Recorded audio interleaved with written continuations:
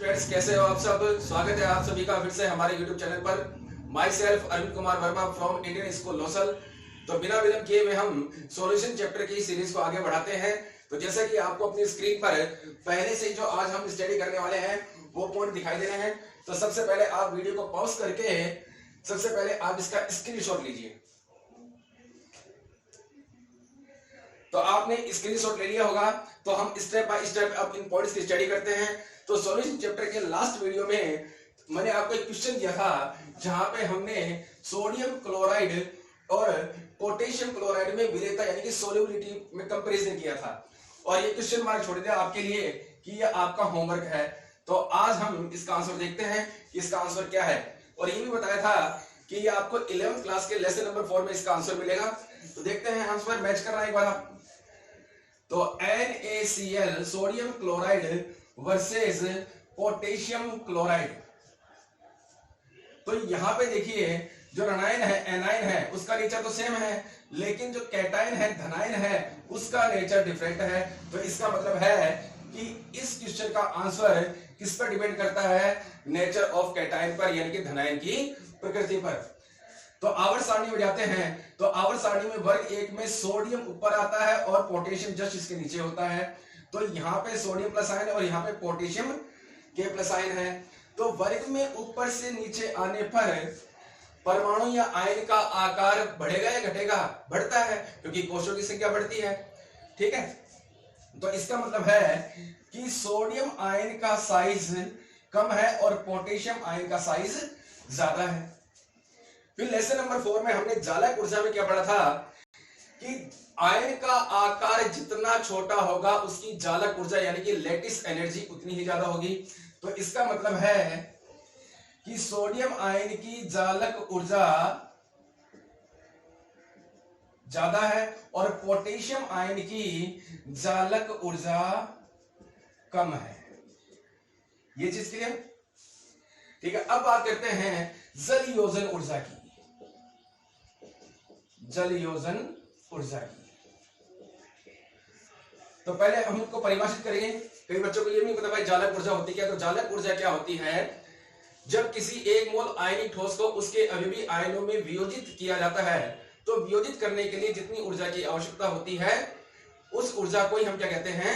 जालक ऊर्जा। यानी कि अगर हमारे पास कोई आयनिक सॉलिड है तो उस आयनिक सॉलिड को उसके कॉन्स्टिट्यूट आयन में डिसोसिएट करने के लिए जितनी एनर्जी की रिक्वायरमेंट होती है उसी एनर्जी को हम क्या कहते हैं? Lattice energy. हाइड्रेशन एनर्जी यानी कि जलयोजन ऊर्जा क्या होती है? जब किसी पदार्थ को यानी सबस्टेंस को वाटर में डिसोल्व किया जाता है तो डिसोल्व होने पर यानी विलय करने पर जितनी ऊर्जा मुक्त होती है, जितनी एनर्जी रिलीज होती है उसे हम क्या बोलते हैं? Hydration energy. और जालक ऊर्जा और जलयोजन ऊर्जा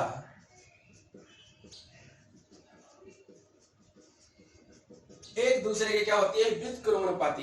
ये चीज क्लियर? यानी कि lattice energy inversely proportional hydration energy. तो अब यहां पे हमारा आंसर आ चुका है कि यहां पे सोडियम आयन की जालक ऊर्जा जब ज्यादा है तो इसकी जलयोजन ऊर्जा कम होगी।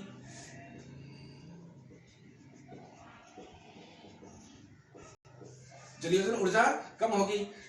पोटेशियम आयन की जालक ऊर्जा कम है लेकिन इसकी जलयोजन ऊर्जा ज्यादा होगी। क्लियर? तो अब हमने पढ़ा था 11th क्लास में ही कि जिस पदार्थ की जलयोजन ऊर्जा ज्यादा होगी उसकी विलेयता भी ज्यादा होगी। यानी हम कह सकते हैं कि जिस पदार्थ की जालक ऊर्जा ज्यादा होगी उसकी विलेयता कम होगी। तो हमारा आंसर आ चुका है। सोडियम क्लोराइड और पोटेशियम क्लोराइड में हम तुलना करें तो ज्यादा विलेयता किसकी होगी?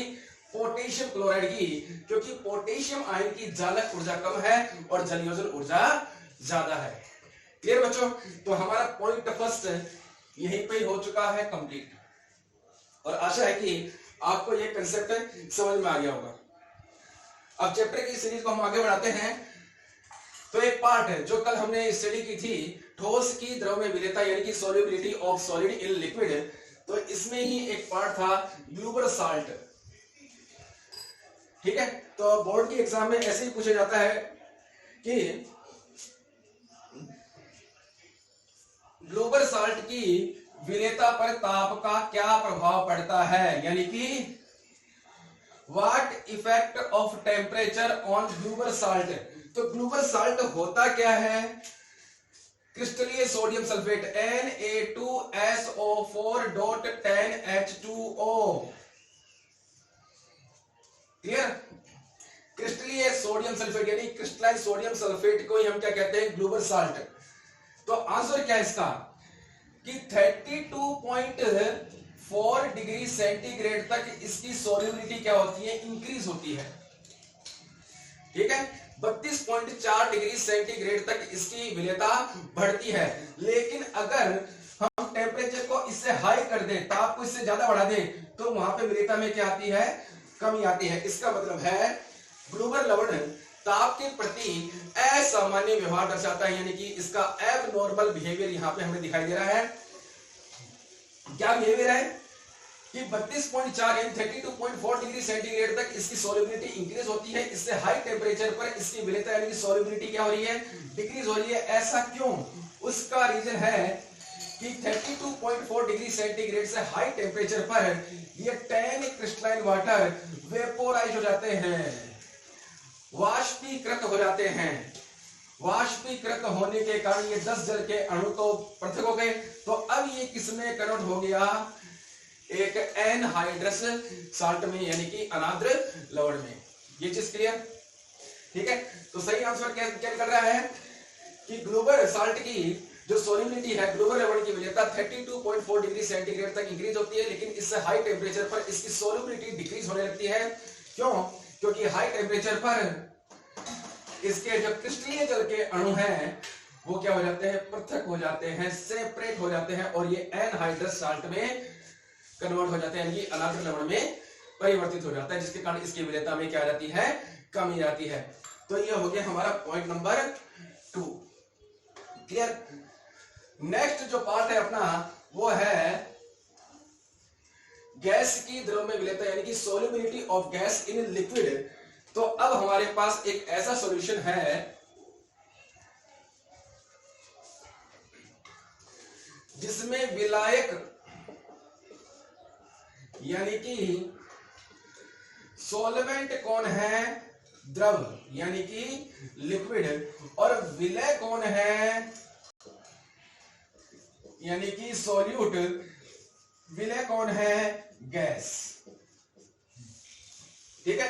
कल हमने कौन से चैप्टर कौन से सॉल्यूशन की चर्चा की थी, ऐसा सॉल्यूशन जिसमें विलायक तो कौन था, द्रव, लेकिन विलय कौन था, सॉलिड, ठोस। लेकिन आज हमारे पास एक ऐसा विलयन है जिसमें विलायक कौन है, द्रव, और विलय कौन है, गैस।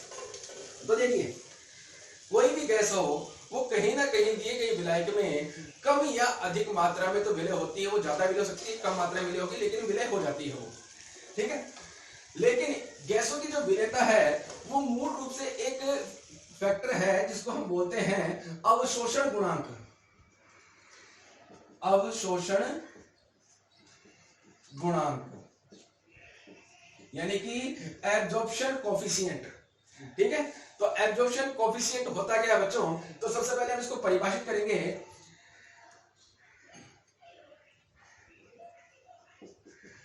स्थिर ताप पर किसी गैस का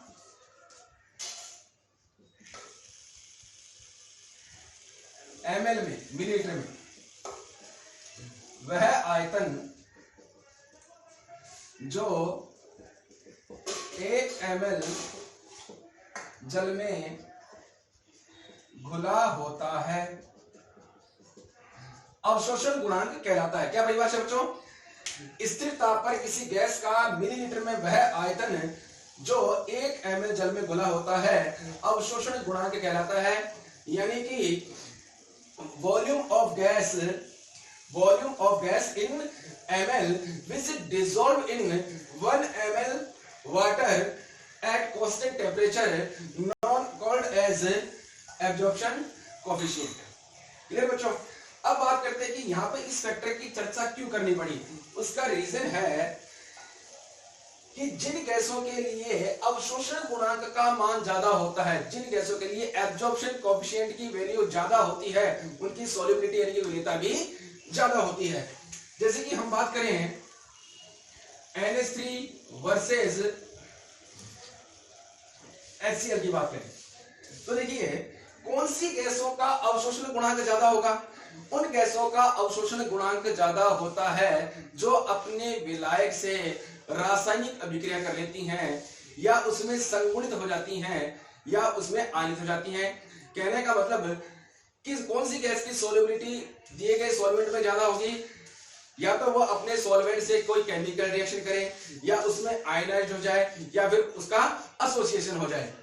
तो NH3 वर्सेस HCl की बात करें तो NH3 को अगर हम वाटर में डिसॉल्व करते हैं तो यहाँ पे केमिकल रिएक्शन के फलस्वरूप यहाँ पे क्या बनता है? अमोनियम हाइड्रोक्साइड, यानी कि NH3 इजीली किसमें डिसॉल्व हो जाएगी? वाटर में। अगर हम HCl की बात करें तो HCl को अगर आप वाटर में डिसॉल्व करोगे तो HCl अपने सिंपल आयन में ब्रेक हो जाएगा। तो यहाँ पे तो ये केमिकल रिएक्शन और यहाँ पे हुआ आयोनाइजेशन यानी कि आयनीकरण। अब बात करते हैं इन दोनों में ज्यादा वरीयता किसकी होती है? केमिकल रिएक्शन की। इसका मतलब है कि अमोनिया के लिए अवशोषण गुणांक का मान एब्जॉर्प्शन कोएफिशिएंट की वैल्यू HCl से क्या होगी? हाई होगी। तो अगर आपसे NH3 और HCl में विलेयता की यानी कि सॉल्युबिलिटी में कंपैरिजन करवाया जाता है तो आपका आंसर क्या होगा कि सर NH3 की सॉल्युबिलिटी वाटर में ज्यादा होगी। क्यों? क्योंकि HCl तो केवल आयोनाइज हो रहा है लेकिन NH3 केमिकल रिएक्शन कर रहा है और एक नया प्रोडक्ट जनरेट कर रहा है। क्लियर? अब बात करते हैं O2 की, N2 की, CO2 की। तो O2, N2 और CO2 इनकी बात करें तो वाटर में इनकी सॉल्युबिलिटी कम होती है। हालांकि CO2 जब वाटर में डिसॉल्व होती है तो बनता है H2CO3, लेकिन यहाँ पे जो प्रोडक्ट ये बन रहा है H2CO3 ये बहुत ही अनस्टेबल होता है। ठीक है, अनस्टेबल ये भी है लेकिन इसके कंपेयर अनस्टेबल ये बहुत ज्यादा है। तो वहां पे CO2 की सॉल्युबिलिटी थोड़ी सी क्या हो जाती है?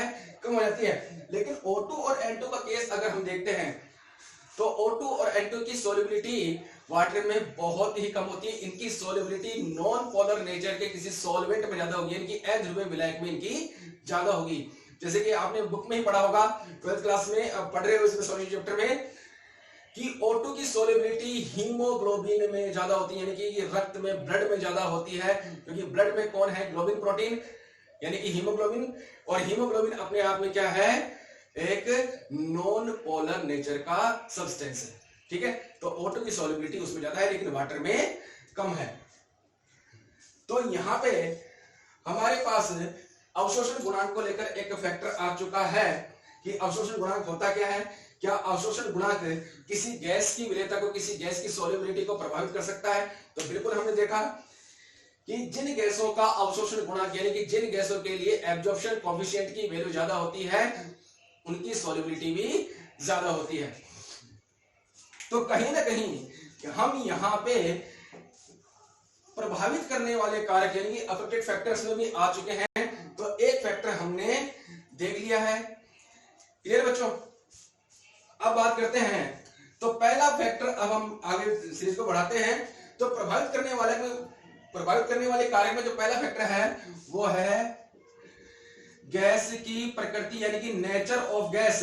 तो यहीं पर ही हमने देख लिया कि कौन से नेचर की गैस ज्यादा डिसॉल्व होगी, जो अपने सॉल्वेंट से केमिकल रिएक्शन कर सके यानी उससे रासायनिक अभिक्रिया कर सके, उसमें एसोसिएट हो सके यानी कि उसमें एसोसिएट यानी कि संगुणित हो सके, आयनित हो सके, आयोनाइज्ड हो सके।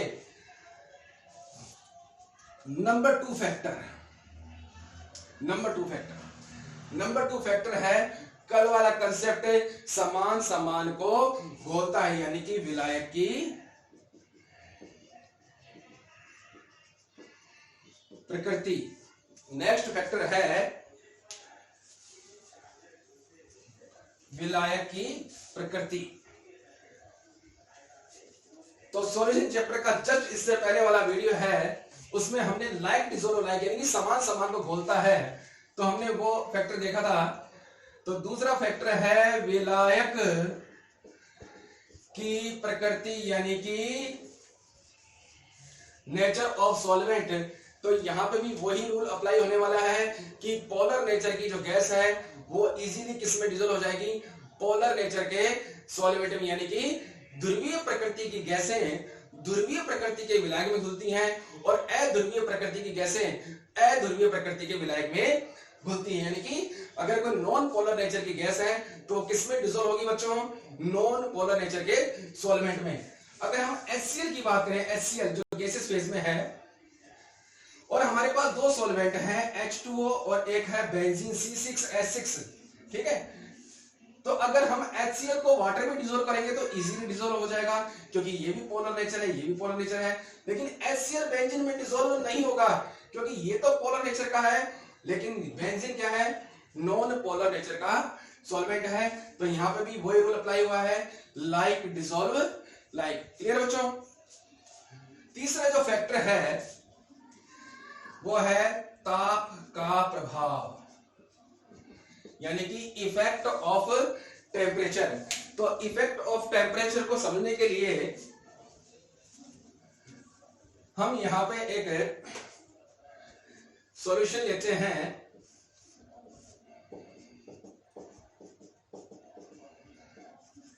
जिसमें ए सॉल्वेंट है और बी सॉल्यूट है। ए की फिजिकल स्टेट भौतिक अवस्था क्या है, लिक्विड, और बी की फिजिकल स्टेट क्या है, गैस। ठीक है बच्चों। अब आपने क्या किया, इसको हीट किया। तो हीट करने पर क्या होगा, जो अंदर डिसॉल्व्ड जो गैसेस यानी कि जो घुलित गैसीय कण हैं उनकी गतिज ऊर्जा यानी कि काइनेटिक एनर्जी क्या होगी, इंक्रीज होगी। और काइनेटिक एनर्जी इंक्रीज होगी तो गैसेस पार्टिकल यानी गैसीय कण क्या करने लगेंगे, इस सॉल्यूशन से बाहर मूव करने लगेंगे। यानी कि जो गैसें इस विलयन में घुल चुकी हैं वो गैसीय कण अब इस विलयन से बाहर जाने लगेंगे यानी कि सेपरेट होने लगेंगे सॉल्यूशन से। तो इसका मतलब कि टेम्परेचर इंक्रीज करने पर जो गैसीय कण हैं या गैसेस पार्टिकल हैं उनकी काइनेटिक एनर्जी इंक्रीज होने के कारण वो सॉल्यूशन से विलयन से पृथक होने लगते हैं, सेपरेट होने लगते हैं, जिसके कारण उनकी विलेयता यानी कि सॉल्युबिलिटी में क्या आती है, कमी। यानी कि हम कह सकते हैं कि ताप और गैसों की विलेयता में जो संबंध है वो है व्युत्क्रमानुपाती।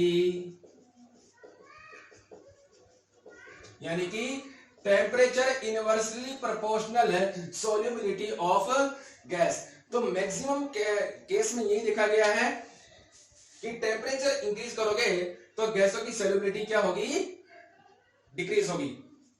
अब बात करते हैं कुछ इसके एक्सेप्शन हैं, जैसे कि हीलियम का केस है। ठीक है, ये अपनी बुक का ही पार्ट है। तो हाइड्रोजन और हीलियम जैसी गैस को अगर हम डिसॉल्व करते हैं तो डिसॉल्व करने पर अगर हम टेम्परेचर इंक्रीज करते हैं तो इनकी सोल्युबिलिटी भी क्या होती है, इंक्रीज होती है। उसका रीजन क्या है, क्योंकि अगर हीलियम गैस को हम डिसॉल्व करते हैं तो वहां पे प्रोसेस हो जाती है एंडोथर्मिक यानी कि ऊष्माशोषी।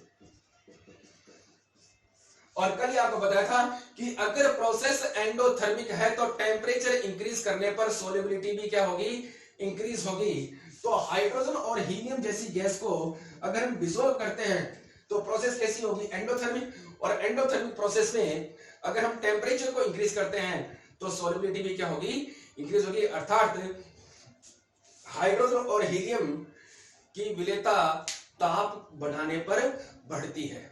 क्लियर बच्चों। नेक्स्ट जो फैक्टर है वो है दाब का प्रभाव यानी कि इफेक्ट ऑफ प्रेशर। तो अब यहां पे दाब के प्रभाव की स्टडी क्यों करनी पड़ी, क्योंकि कल देखो हमने दाब के प्रभाव को हमने कहीं ना कहीं नेगलेक्ट ही कर दिया था, क्योंकि कल हमारे पास जो विलयन था उस विलयन में विलाय कौन है, द्रव, और विलय कौन था, ठोस। और आपको बताया था कि यहाँ पे द्रव और ठोस दोनों ही असंपीड्य प्रकृति के होते हैं जिनको हम कंप्रेस नहीं कर सकते हैं। तो वहां पर प्रेशर का कोई इफेक्ट नहीं पड़ने वाला है। लेकिन आज हमारे पास एक ऐसा सॉल्यूशन है जिसमें जो सॉल्यूट है वो गैसियस फेज में है, गैस की प्रावस्था में। और आपको सभी को पता है कि गैस के कणों को हम संपीड़ित कर सकते हैं, उसे हम कंप्रेस कर सकते हैं, तो यहां पर दाब का प्रभाव तो पड़ेगा ही पड़ेगा। तो नेक्स्ट फैक्टर है दाब का प्रभाव। इसे समझने के लिए हम एक निकाय यानी एक सिस्टम का एग्जांपल लेते हैं, जिसमें हमने एक सॉल्यूशन भर दिया। इस सॉल्यूशन में यानी कि इस विलयन में विलाय कौन है? द्रव यानी कि लिक्विड, और विलय कौन है? गैस। यानी कि सॉल्वेंट कौन है? लिक्विड, और सॉल्यूट कौन है? गैस। तो यहां पे हमने गैसेस पार्टिकल को शो कर दिया, ठीक है बच्चों। और इसके अपर पार्ट में है गैसेस पार्टिकल, और यहां पे लगा दिया हमने पिस्टन।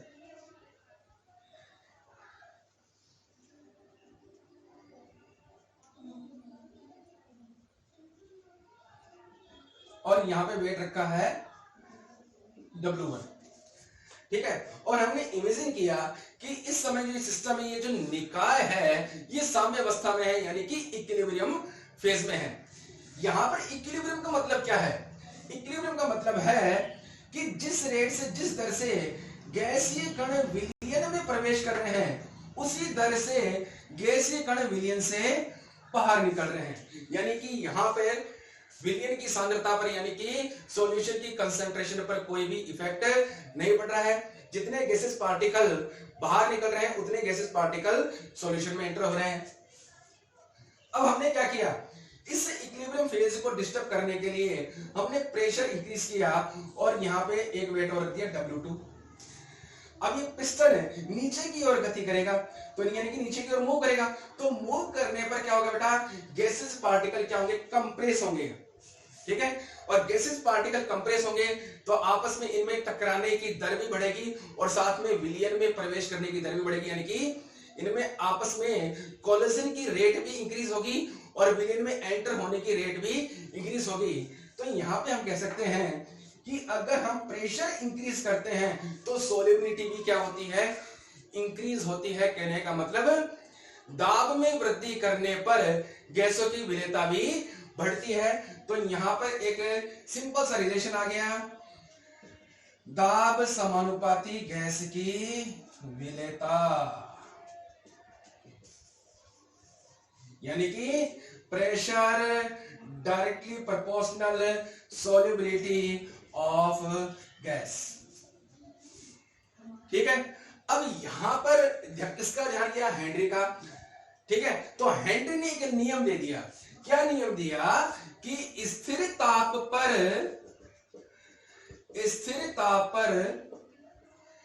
किसी गैस की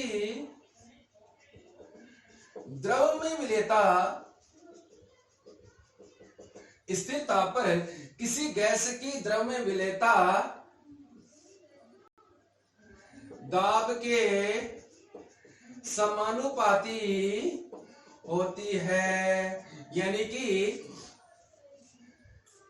सोल्युबिलिटी ऑफ गैस, यानी किसी गैस की द्रव में विलेयता, यानी कि solubility of gas in liquid is directly proportional pressure at constant temperature.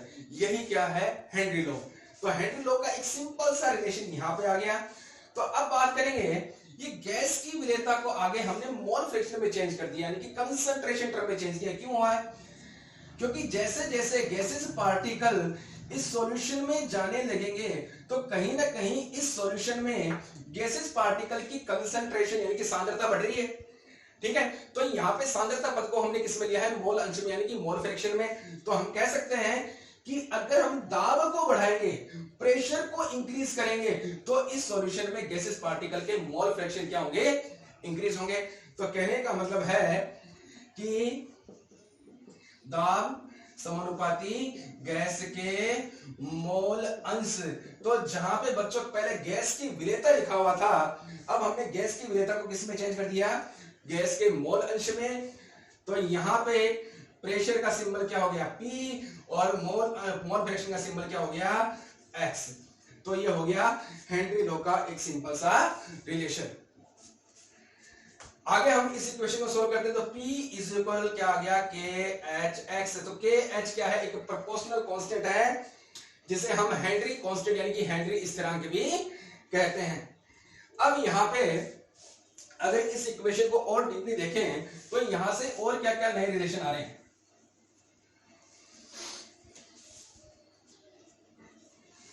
तो यहां से x इज इक्वल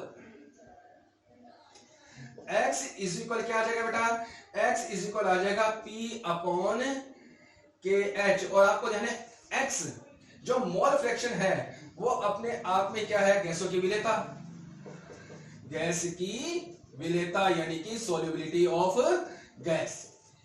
ठीक है, यानी गैस की विलेयता जितनी ज्यादा होगी तो उस सॉल्यूशन में गैस के मोल फ्रैक्शन भी उतने ज्यादा होंगे। तो अब यहां पे एक कंसेप्ट आ गया कि हेनरी कांस्टेंट और गैस की जो सोल्युबिलिटी है उसमें जो रिलेशन है वो है इनवर्सली प्रोपोर्शनल। इसका मतलब है जब किसी गैस की विलेयता सोल्युबिलिटी ज्यादा होगी तो इसका मतलब है हेनरी कांस्टेंट की वैल्यू कम होगी। तो यहां से एक नया कंसेप्ट आ गया, उन गैसों की सोल्युबिलिटी यानी कि विलेयता ज्यादा होती है जिनके लिए हेनरी कांस्टेंट की वैल्यू कम होती है। समझ में आ गया बच्चों। तो यहां पे दाब के प्रभाव में हेनरी के नियम की बहुत ही उपयोगिता है। और हेनरी ने क्या कहा था, स्थिर ताप पर किसी गैस की द्रव में विलेयता दाब के समानुपाती होती है, यानी कि प्रेशर इंक्रीज करोगे तो सॉल्युबिलिटी भी क्या होगी, इंक्रीज होगी। आगे हमने सॉल्युबिलिटी टर्म को मोल फ्रैक्शन में चेंज कर दिया और यहां से हमने एक नई इक्वेशन निकाली और KH यहां पे किसको रिप्रेजेंट कर रहा है, मोल फ्रैक्शन को। ठीक है बच्चों। अब हेनरी लॉ कहां कहां अप्लाई होता है, इसकी लिमिटेशन क्या है, इसकी सीमाएं क्या है। तो सीमाएं सिंपल सी हैं। तो पहली चीज तो है दाब बहुत अधिक नहीं होना चाहिए। दूसरा क्या है, ताप बहुत कम नहीं होना चाहिए। जो तीसरी लिमिटेशन है, तीसरी सीमा है, नंबर 3 है गैस विलायक से कोई क्रिया न करे, अर्थात नहीं उसका आयनन हो और नहीं उसका संगुणन हो। नंबर 4 लिमिटेशन है गैस की विलेयता विलायक में बहुत कम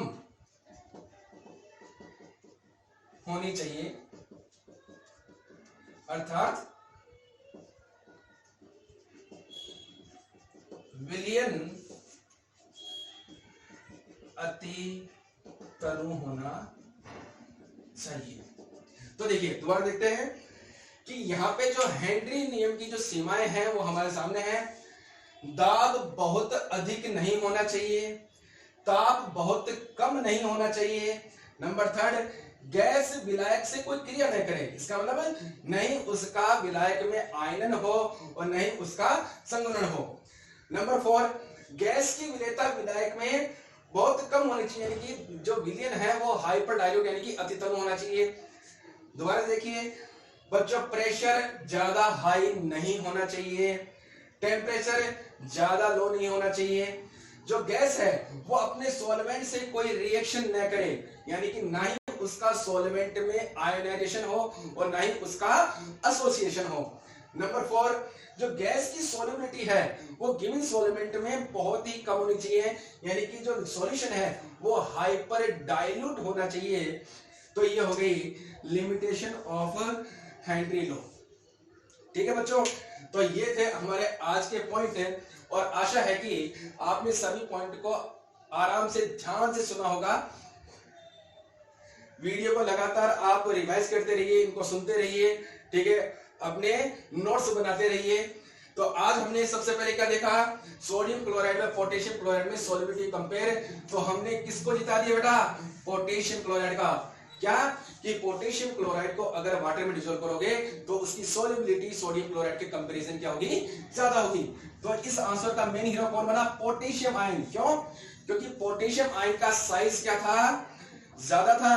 पोटेशियम आयन का साइज ज्यादा था तो क्या होगा, उसकी लैटिस एनर्जी जालक ऊर्जा कम होगी और जलयोजन ऊर्जा यानी कि हाइड्रेशन एनर्जी क्या होगी, ज्यादा होगी। अब बात करते हैं आगे ग्लूबर साल्ट की। तो ग्लूबर साल्ट के बारे में हमने क्या देखा, जो Na2SO4.10H2 है, क्रिस्टलीय सोडियम सल्फेट, यही ग्लूबर साल्ट है।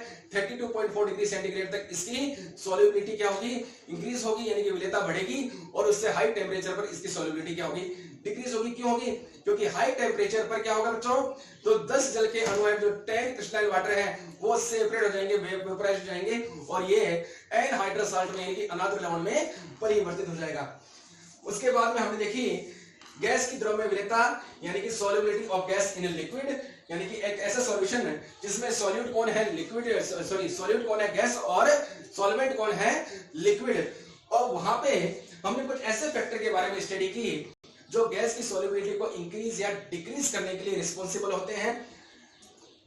तो सभी फैक्टर की चर्चा करने के बाद में आज के लिए आपके क्वेश्चन है, वो क्वेश्चन है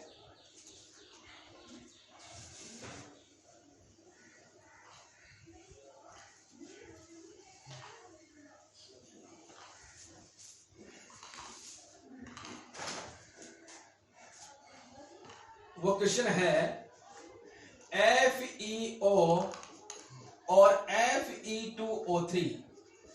ये क्वेश्चन इसलिए पूछा जा रहा है क्योंकि जब आपने NaCl और KCl में कंपेयर किया होगा तो वहीं पर ही आपको ये एग्जाम्पल भी मिले होंगे, ठीक है। तो आपको कंपेयर करना है कि इन दोनों कंपाउंड में किसकी लैटिस एनर्जी यानी कि जालक ऊर्जा ज्यादा होगी और क्यों, ठीक है, ठीक है। 12th क्लास की हम स्टडी कर रहे हैं लेकिन 11th क्लास हमारा बेस है, तो आपके सर आपको 11th क्लास से भी जोड़े रखेंगे ताकि आप 11th क्लास से दूर ना जाओ, क्योंकि कहीं ना कहीं 12th क्लास का जो बेस है वो 11th क्लास ही है, ठीक है बच्चों। तो क्वेश्चन क्या है कि आपको फेरस ऑक्साइड और फेरिक ऑक्साइड में कंपेयर करना है कि किसकी जालक ऊर्जा यानी कि लैटिस एनर्जी ज्यादा है और क्यों। तो आज के लिए बच्चों इतना ही। आशा है कि आप लगातार हमारे साथ मेहनत कर रहे हैं। देखिए आपको मेहनत हमारे साथ साथ करनी है तभी रिजल्ट हमें अच्छा मिलेगा, आपको भी मिलेगा। तो अंत में वही क्या, भाई पता है क्या कहेंगे आपके सर, क्या कहेंगे, स्वस्थ रहिए, व्यस्त रहिए और मस्त रहिए, लगातार मेहनत करते रहिए। आपके अरविंद सर और पूरी इंडियन स्कूल की टीम आपके साथ है, लगातार वो प्रयास करती जा रही है कि हमारे खुद के स्टूडेंट और जो दूसरी स्कूल के स्टूडेंट हैं वो भी हमारे इस वीडियो से लाभान्वित होते रहे। धन्यवाद बच्चों।